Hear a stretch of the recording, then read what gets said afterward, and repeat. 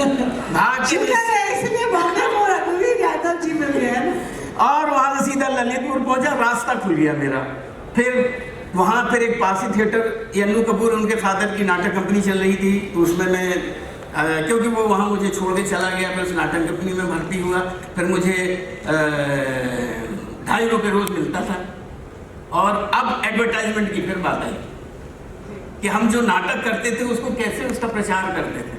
कैसे करते थे बताइए। अब जैसे आप खुद की एड एजेंसी थे। The host will performer and marketing and advertising agency. अच्छा, वहाँ उनके 90 तुल्य कुछ होते थे लफ्ज, वो जो भी ड्रामा होता, चाहे हरिश्चंद्र हो, चाहे लैला मजनू हो, चाहे शीरी फरहाद का एडवर्टाइजमेंट। लैला मजनू आपका बहुत फेमस था।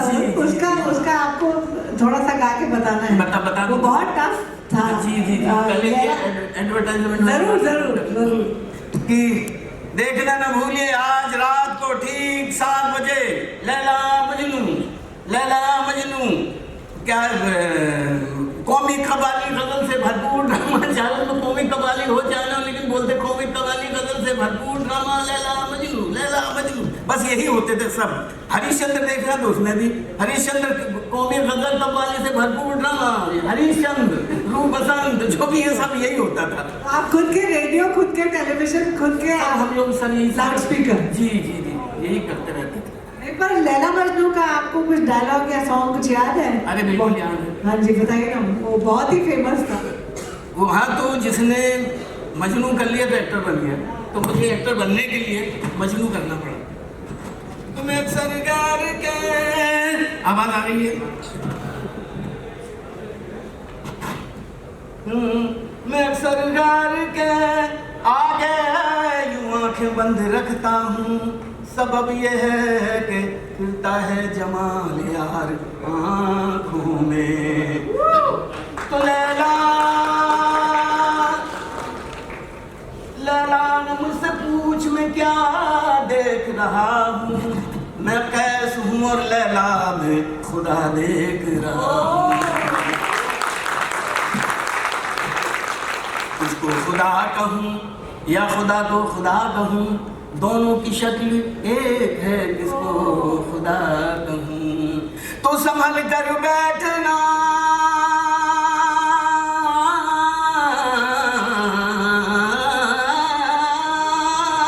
संभल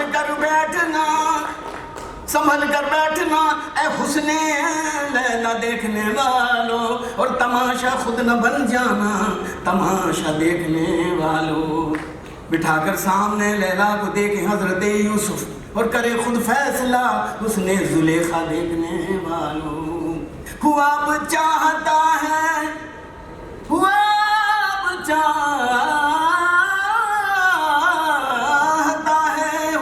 चाहता है खत्म किस्सा मेरी हस्ती का, वो तमाशा देख कर जाना तमाशा देखने वालों। तो ज़माने में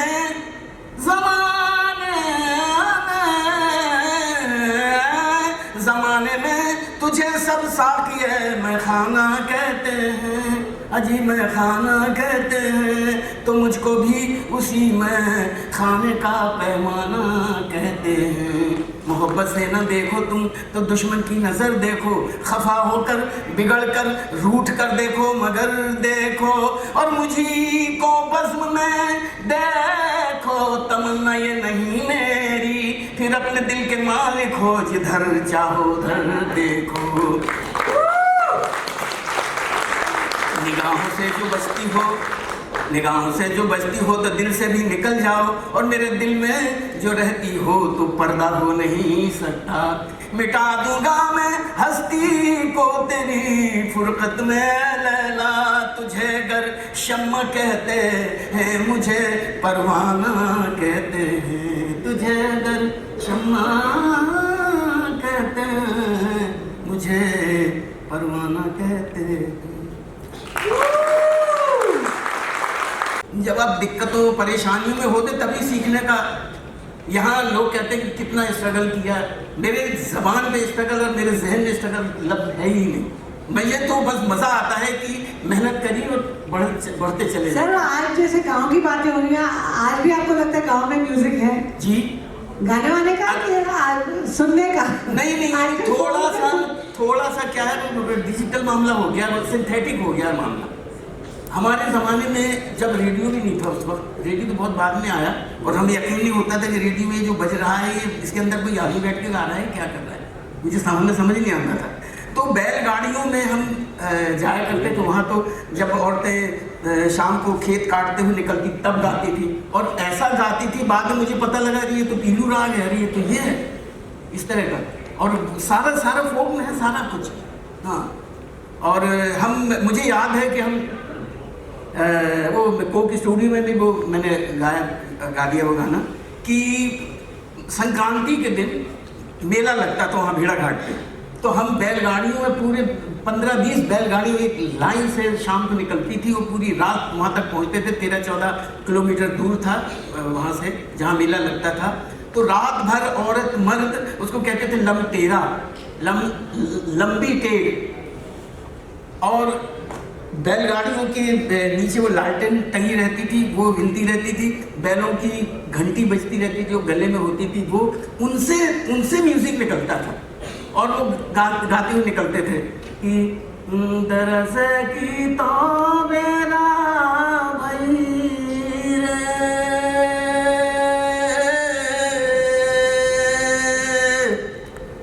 मेरा भाई रे, पट खोलो छबीले भैरलाल रे, दरस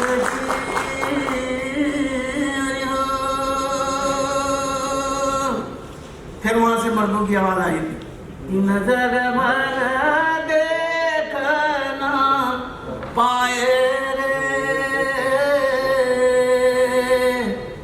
देख ना पाए वो तो हो गए पहाड़िया की ओट रे, नजर भर। अरे हमका जोगनियां बना गए, अपन जोगी हो गया राजा, बस ऐसे ही कुछ। आपकी किसी पिक्चर में आपने कोई कैरेक्टर निभाया है जो आपके गांव की आपको याद दिलाए?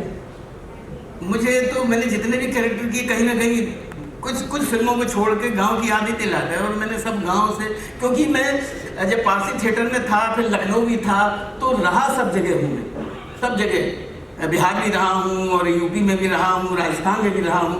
तो जहाँ भी गया हूँ मैं हमेशा, मेरा मकसद बस सिर्फ सीखना था। आज भी मुझे सीखने में मज़ा आता है कि बस सीखते चलिए, और मंजिल मुझे कोई नहीं बनानी कि मुझे वहाँ पहुँचना, मुझे कहीं नहीं पहुँचना, मुझे रास्ता बनाना कि बस रास्ते पे चलिए बस, और कुछ नहीं। So lovely सर, आप इतने गांव में जाना के आपने अपने पारसी थिएटर का वो किए थे, प्लेस किए थे, तो आपको क्या लगता है कि रूरल इंडिया में क्या है जो लोगों की मतलब रूम में सरलता, हाँ, सरलता, सहजता। मैं एक किस्सा बताऊँ आपको कि ट्रैक्टर नए चले थे, हैं, और हम बिहार में थे उन दिनों, तो मैं उन दिनों ऑर्केस्ट्रा में गाने के लिए जाया करता, क्यों का बोल और उषा बासमती धान मरी जात है, महंगाई डायन खा जात है। फिर इसका एक अंतरा मैंने लिख लिया कि अरे साल घसीटत आ गो जून, महंगाई में रुकी गई खून, और हाफ पैंट हो गई पतलून, और बड़े खटिया पे यही बड़बड़ात है, महंगाई डायन खा जात है।